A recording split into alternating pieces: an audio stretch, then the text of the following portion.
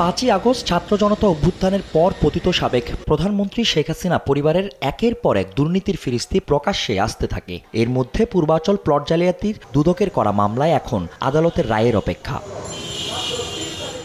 এরই মধ্যে শেখ পরিবারের আরেক ঘনিষ্ঠ সদস্য শেখ রেহানার সাবেক স্বামী ও ব্রিটিশ এমপি টিউলিপ সিদ্দিকীর বাবা অধ্যাপক শফিক আহমেদের বিরুদ্ধে মামলা করেছে দুদক। সংস্থাটির মহাপরিচালক জানান, অনুসন্ধানে 8 কোটি 65 লাখ টাকার অবৈধ সম্পদ অর্জনের প্রমাণ পায় দুদক। ডক্টর শফিক আহমেদ সিদ্দিক, সাবেক অধ্যাপক, ঢাকা বিশ্ববিদ্যালয়, অসাধু উপায়ে জ্ঞাত আয়ের উৎসের সাথে অসঙ্গতিপূর্ণ 8 কোটি 65 লক্ষ টাকারও বেশি মূল্যের সম্পদ অর্জন ও দখলে রাখার অপরাধ অনুসন্ধানকালে প্রমাণিত হয়েছে।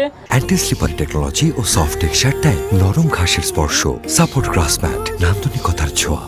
এদিন ডায়মন্ড ওয়ার্ল্ডের ব্যবস্থাপনা পরিচালক দিলীপ কুমার আগরওয়ালার বিরুদ্ধে 112 কোটি টাকার অবৈধ সম্পদ ও 755 কোটি টাকার সন্দেহজনক লেনদেনে দুদকের করা মামলায় তদন্তে একাধিক দফতরে চিঠি দিয়েছে সংস্থাটি। 34টি ব্যাংক হিসাবে 755 কোটি টাকারও বেশি মূল্যের সম্পদ বা অর্থ অস্বাভাবিক লেনদেন করে মানি লন্ডারিংয়ে সম্পৃক্ত অপরাধে ইতিপূর্বে মামলা রুজু করা হয়েছিল। উক্ত মামলা সংক্রান্তে আমাদের তদন্তকারী কর্মকর্তাগণ বিভিন্ন দপ্তরে দালিলিক প্রমাণাদি সংগ্রহের জন্য অধিযাচনপত্র প্রেরণ করছেন। এদিকে শেয়ার বাজার থেকে কারসাজির মাধ্যমে প্রায় 257 কোটি টাকা আত্মসাতের মামলায় আগামী 26 নভেম্বর দুদকে তলব করা হয় ক্রিকেটার সাকিব আল হাসানকে। জিজ্ঞাসাবাদের জন্য নোটিশ জারি করেছেন।